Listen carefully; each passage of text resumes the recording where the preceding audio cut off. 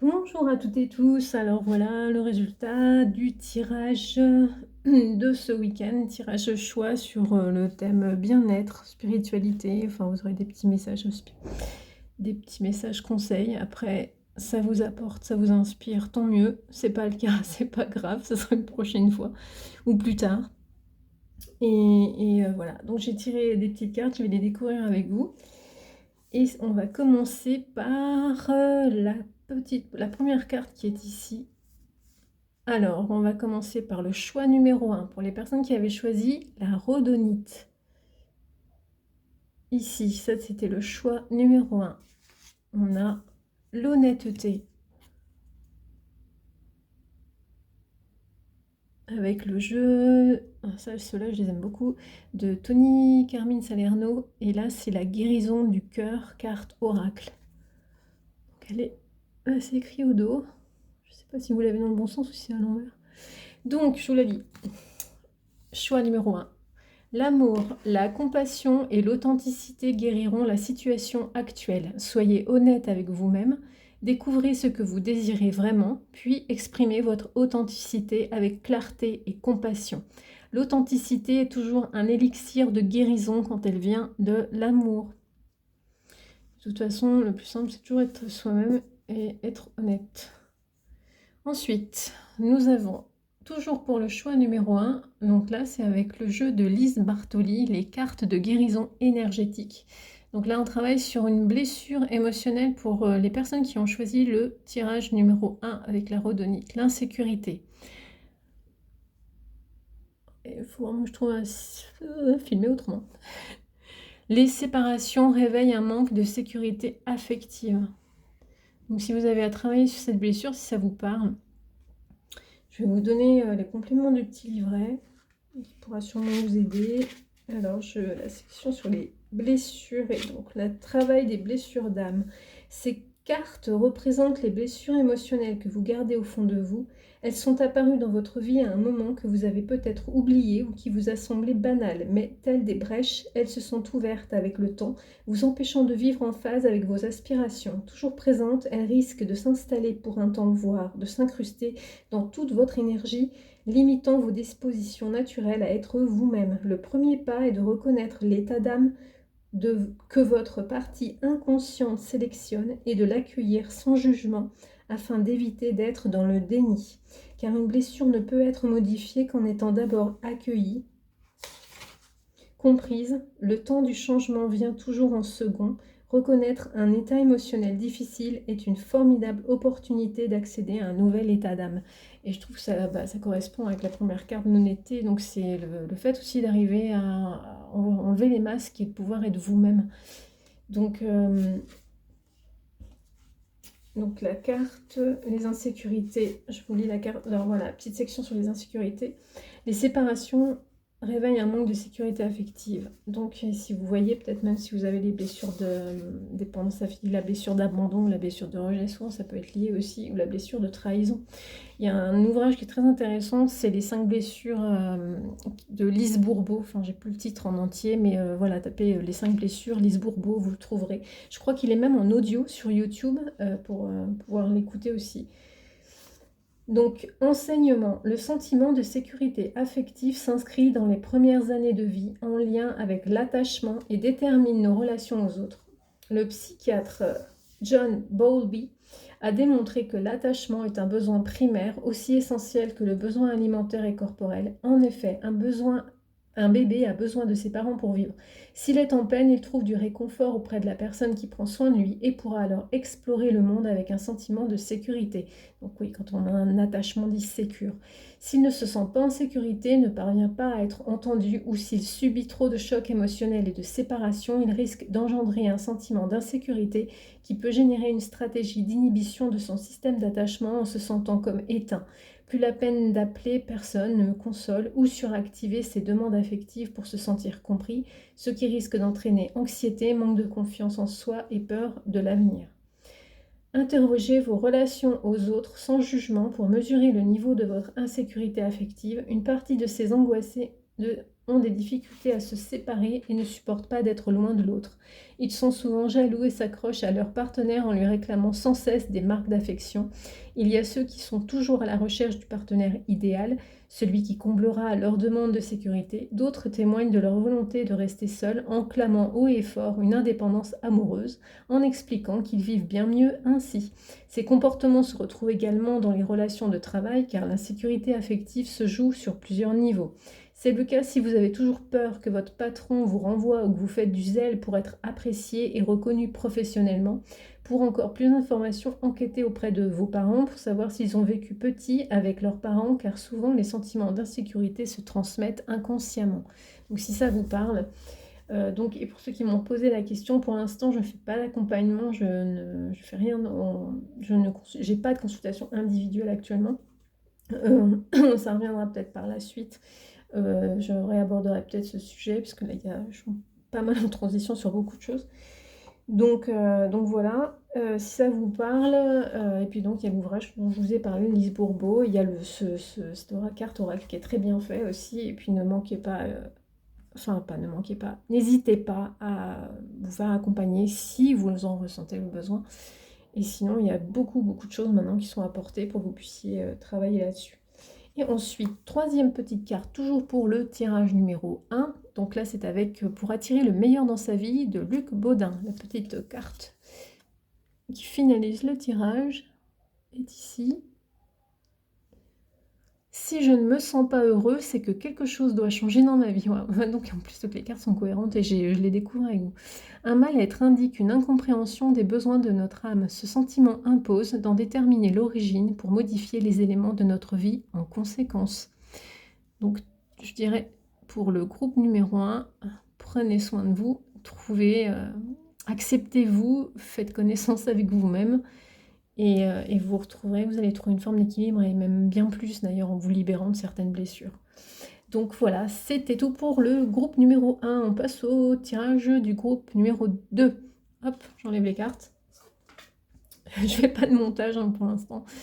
Donc le tirage du groupe numéro 2, c'était avec l'Amazonite, ici même. Alors on y retourne, pour la première petite carte, on a l'alchimie. L'alchimie, ici, si vous la voyez. Surtout aussi, laissez-vous aller à ressentir ce que vous inspire la carte, ce que vous inspire les images, les couleurs. Votre lumière intérieure brille lorsque vous êtes en paix avec vous-même et le monde qui vous entoure. Cessez de lutter et apprivoisez la beauté en vous. Laissez les autres être simplement eux-mêmes et soyez naturellement vous-même. Donc déjà, quand on lit cette carte, on sent qu'il y a peut-être pour certaines personnes un besoin de contrôler les choses, les situations, et que c'est rassurant. Et donc ça peut être lié à l'anxiété. On va voir ce que dit la carte qui a été sortie avec celle-ci. Donc pour le groupe numéro 2, nous avons Gaïa. Donc en section guide spirituel. Elle vous reconnecte à votre environnement. L'union fait la force. Je vous montre la carte. Et je vais vous lire ce qui est dit. Alors, les cartes en général de guide spirituel, cet archétype bienveillant et lumineux vous épaulera et saura vous inspirer pendant tout votre travail intérieur afin de retrouver des mémoires inconscientes et les apaiser. Accueillez-le comme un ami retrouvé après de longues années. Percevez son apparence ou son rayonnement et surtout sa présence bienveillante. Écoutez ou ressentez ses messages. Je le vois un peu aussi comme une sorte de reconnexion à vous-même. C'est un peu comme si vous étiez peut-être coupé de vous-même, de vos émotions, de vos ressentis pour arriver à assumer, à affronter les situations, comme ce qui s'appelle aussi en psychologie la dissociation. Et donc voilà, donc le message. Gaïa, la déesse grecque, est la personnification de la terre, une métaphore qui rejoint la terre-mère des Amérindiens ou la Pachamama des Andes. Cette terre, source de vie qui nous porte, nous offre abondance de nourriture. Elle nous rappelle les liens puissants que nous avons avec tous les éléments de l'univers avec lesquels nous sommes interconnectés. Les racines puisent dans la terre ce dont l'arbre a besoin, ce qu'il y a de plus profond. Gaïa nous montre le chemin qui est de s'élever en utilisant toutes les forces autour de nous. L'éclosion puis l'abondance jaillissent depuis la terre fertile. Activation. Donc, de toutes ces petites choses que vous avez finalement à repuiser en vous, ouais, j'entends vous reconnecter à votre corps. Alors voilà, ça parlera à qui ça doit. Mère Nature peut prendre n'importe quelle forme, on la représente comme une femme, mais elle prend surtout l'apparence qui vous vient à l'esprit sans réfléchir. Elle annonce qu'il est temps de féconder un projet et de l'ancrer concrètement. Cela peut être un nouveau comportement, une nouvelle idée, une nouvelle manière de vivre. Lorsque Gaïa est devant vous, communiquez ce qui vous gêne et ce que vous souhaitez changer. Profitez de ce moment pour imaginer les désirs que vous souhaitez vraiment enraciner et faire grandir. La créativité permet d'arroser la terre fertile pour un nouveau cycle, un renouveau. Alors restez à l'écoute des signaux qui vous sont délivrés par la nature et par ceux qui vous entourent. C'est une alliance qui permettra de ne plus vous sentir seul et finira par faire fleurir vos projets. Et troisième petite carte pour le groupe numéro 2. Tout est possible pour celui qui y croit. Donc comme quoi... Lorsque nous croyons fermement au bien fondé de notre projet et que nous développons une forte confiance en nous et en la vie, les événements nous apportent les éléments nécessaires à la réalisation de notre projet. Groupe numéro 2, reconnectez-vous à vous-même, déployez vos forces et votre énergie, croyez en vous, connectez-vous à nouveau à votre entourage, votre famille, les personnes qui comptent ou avec qui vous avez à travailler ou peut-être même des projets en groupe ou en commun et toute l'énergie de la belle Terre Gaïa. Voilà, ça c'était pour le groupe numéro 2 qui avait choisi l'Amazonite. On passe au groupe numéro 3 qui avait choisi le lapis lazuli. Première carte, l'infini. Donc là, je pense qu'on va être très connecté sur le développement. J'entends des énergies, la connectivité avec les anges gardiens, pour ceux qui sont selon vos croyances. Détendez-vous dans la lumière de votre âme, appréciez mon esprit vivant en vous. L'esprit de la déesse, de la nature, de la terre et des étoiles est en vous. Acceptez mon amour et réjouissez-vous. Une carte ici. Deuxième petite carte, l'ange gardien, d'accord. Voilà, c'est super. Tout est vraiment cohérent. Chaque carte confirme les autres cartes tirées. Ce protecteur vous rappelle votre vrai chemin. Donc on est toujours dans les tirages de cartes spirituelles. Alors, ange gardien, les cartes. Je la retrouve aussi parce que... Hop, allez. Les cartes guides spirituelles. Cet archétype bienveillant et lumineux vous épaulera et saura vous inspirer pendant tout votre travail intérieur afin de retrouver des mémoires inconscientes et les apaiser. Accueillez-le comme un ami retrouvé après de longues années, percevez son apparence ou son rayonnement et surtout sa présence bienveillante. Écoutez ou ressentez ses messages. Et l'ange gardien... L'ange gardien, mince, j'avais noté, hop, je l'avais vu tout à l'heure, je suis obligée de chercher à nouveau dans le petit livret. J'ai été bien plus rapide pour les précédents tirages. Je suis désolée, il n'y a pas de petite musique d'attente. Ce protecteur vous rappelle votre vrai chemin. L'ange gardien a un rôle majeur dans les moments où tout semble flou, lorsqu'il faut faire un choix par exemple, ou lorsqu'on a l'impression de se sentir seul. Car dans ces moments, le doute s'installe et empêche de se reconnecter aux ressources nécessaires pour s'en sortir. Des atouts qu'on a oubliés mais que l'ange gardien connaît bien. Il avertit lorsque le chemin n'est pas bon, à nous d'entendre ou pas.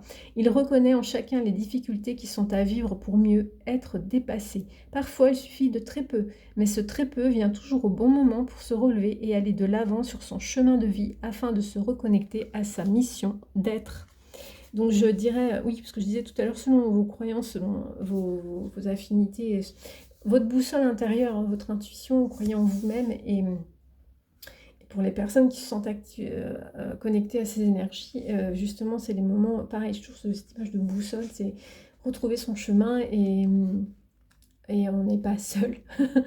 Et pour ceux qui ne sont pas dans ces ressentis-là, c'est ressentez ce qui est en vous, en interne, pour arriver à retrouver la direction qui est la vôtre. Même sans le savoir, vous pouvez ressentir la présence de votre ange gardien. Peut-être l'avez-vous déjà contacté à un moment où vous aviez besoin d'être aidé.